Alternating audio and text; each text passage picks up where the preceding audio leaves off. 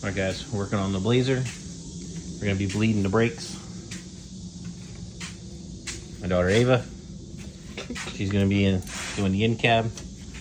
And you're gonna pump until I tell you to hold them. Then when I say hold them, I'm gonna crack the bleeder, let it bleed out. You gotta keep pressure so it pushes it all the way to the floor, and hold it there until I lock it back, the bleeder back down, and then I'll tell you to pump them back up again. Okay? Just using some regular O'Reilly's brake fluid. All right, so what we're gonna do here is pump the brakes up. She's gonna hold them. I'm gonna crack this bleeder, and we're gonna bleed the air out of it. 8/8 rear Moser axles. These are just the stock 8/8 discs and pad set up here on the rear. All right, guys, we are done with our brake bleeding. Yes, I made a mess. I'll get that fixed up. But we went through that whole bottle. We put through the brake fluid.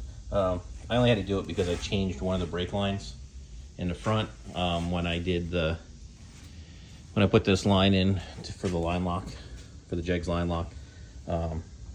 So we bled that back out. But there's the new oxygen sensor. I don't know if I said that in the video before. Put that in. I gotta find a plug, put a plug in that.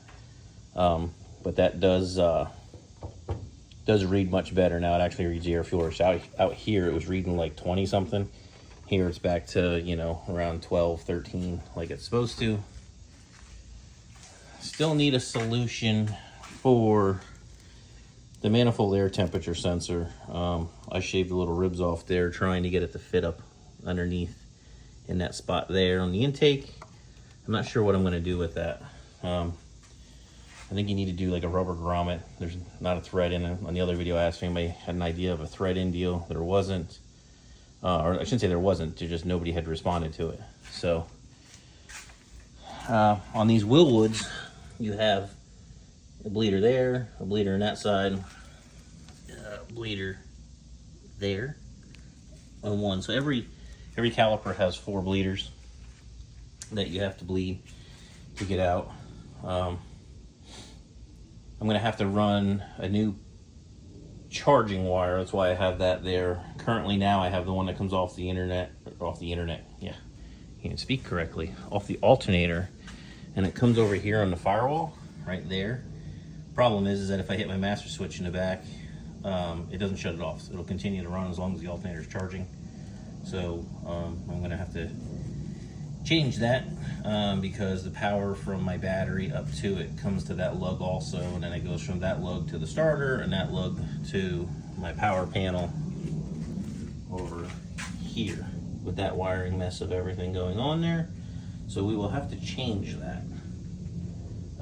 Still need to mount the Holly computer. I did put the dash back in, trimmed out so I can get in around the steering column a little bit easier. I have a monster tack I might throw in there as well. Back to the rear end here. I didn't go over it much, but this is an 8/8 rear end, 5 lug. These are the factory Ford rotors, calipers, brackets. This housing has been shortened and has the big 9-inch ends put on it. Those are Moser 35 spline axles that are in there.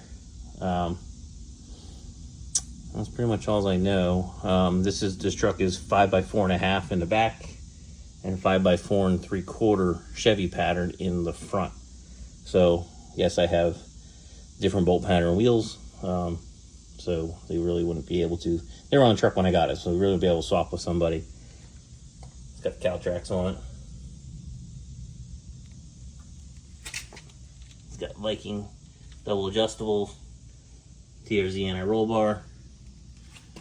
Truck's got some good stuff on it. A little bit of work yet to do on it. But here is what the High Noon was talking about in the comment section in the last video about taming the wasps. So that's a wasp nest that's hanging on my daughter's bike from the ceiling there. Right here's my truck. Literally, I've worked on my truck all year long with that wasp nest right there. And they don't bother me. I don't knock their nest down. They don't sting me. They don't bother me. I was just standing there doing the bleeding the brakes. I just had the truck running and put it on the two-step to test my bump and my trans brake. That all worked just fine, and the wasps just stayed there. They didn't get upset. They didn't do nothing. Like I said, I leave them alone. They leave me alone. So that is that on that one. And then we have another one back here. Same way. Front door of my house we don't use. We use the back door all the time. But we got this nest going on, and it's the same deal. They're here. There. Truck's right here. They fly back and forth right there. There's one flying around now. See? Where'd he go? Oh, there he is. And it's tough to pick up on camera, but he's flying around. And like I said, they leave me alone, I leave them alone, and it's all good. I don't know if I touched base on it, but this truck also has the removable doors. These are just the door pins cut down, re-welded on, that you can lift the doors on and off. Makes life so much easier. This one was done by the previous owner. And then, see, and I just walked right past that wasp nest. They didn't bother me. And then this is one that I had done. Shaved the pin down, welded it in.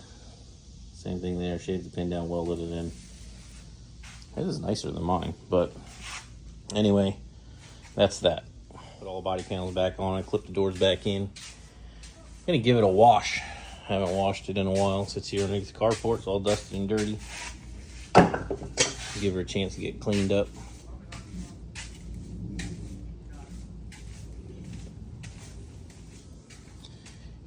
Here's our wasps. Yeah, my face. This is the car wash that I use. Let's get to it. All right, fellas and fillettes. So not much going on this weekend.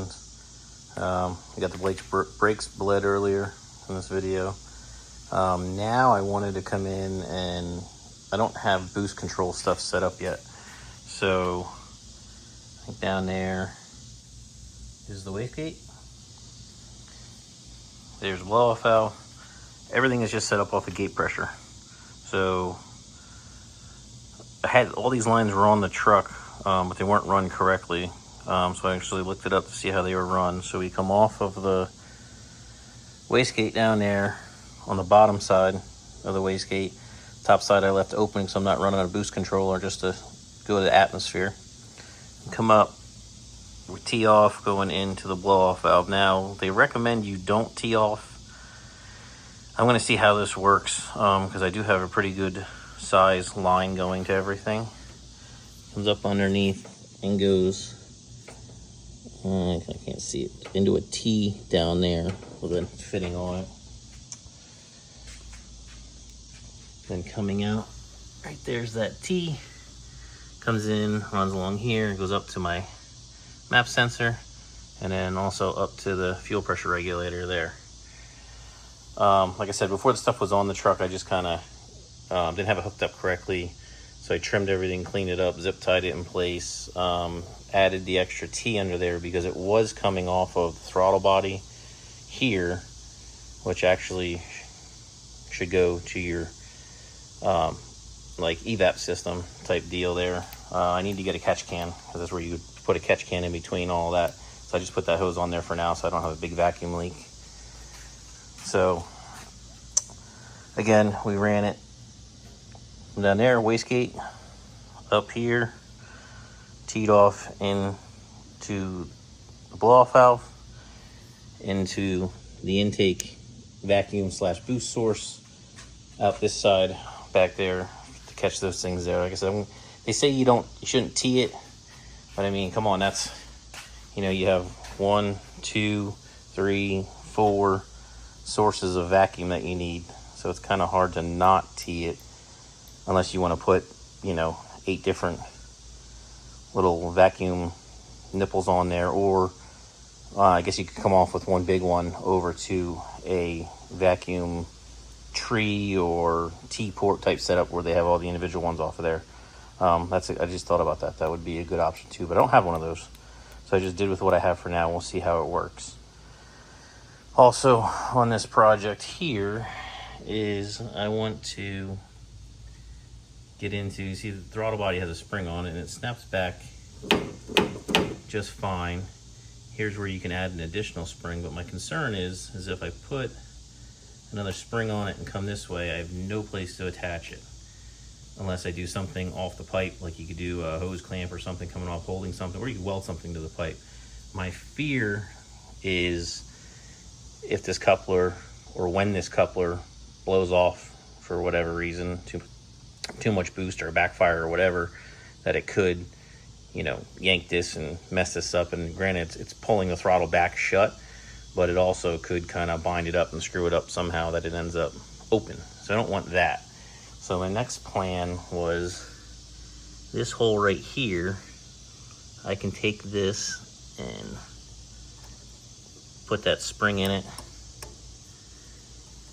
and then stretch back to something like that and then come off of here with a tab, and then that'll snap it back shut, because it's gonna, when you whack the throttle, it's going that way.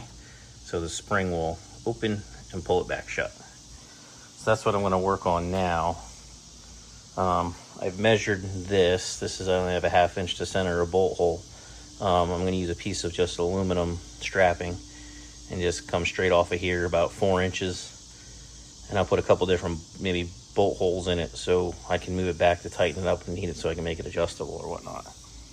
So that's what we're gonna work on now.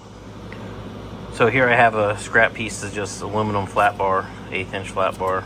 It already had the holes drilled in there, which actually might work out pretty well for me. I'm gonna make it about 6 inches, cut it, and then with my holes drilled in it, I'll put another hole for the end of the spring to go in right on the end, and then I can use these holes to move it back or forward to get more tension or less tension on the spring, however it feels better, because I want a little tension on it because I do want it to snap back pretty good, but I also want the throttle to be loose and kind of touchy, just, you know, in case you got to feather it, you got a spin situation, you got to feather through it so you have good throttle control. So it's not one of those things where it's like either all the way on or all the way off. You know, I want to be able to feather it and work it and get on down track. So let's get to it. All right, guys, so there we have it. We cut it 6 inches long this way. I'm going to line up, see how these bolt holes line up. Just cut it with an angle grinder, took a flapper wheel, rounded the edges down around with the flapper wheel so you don't, you know, have sharp edges, and cut yourself while you're working on it. So let's get this thing on here and see where we're at.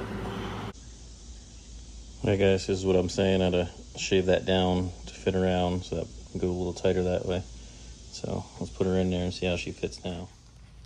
All right, guys, here seems to be a finished project. There's those multiple holes I put it in so I could adjust it back and forth just like I did with the camera. Paint it, sand it down, painted it black. It's just a piece of aluminum, 1/8 inch aluminum. Went with a little bit lighter of a spring, and that's it. So now we got, whew, that sun's getting you. Now we got some good spring rack safety. Do we need it? Maybe not. A little extra insurance? Absolutely. Sounds great. So I guess as we're gonna end this video off, appreciate everybody watching. Comment, like, subscribe. I'm gonna work on a few editing details, get some better software and things like that, get these a little interesting. We're about ready to get this thing out, test and test trans brake, test it, get it to build boost. Still need to get Mac valves, stuff like that, so I'll do a video on getting that stuff all set up. Appreciate everybody watching. Appreciate the shares, High Noon Racing guys and everything reaching out, giving me some information, some tips on some stuff. Appreciate everybody and everything. So let's call it a night there.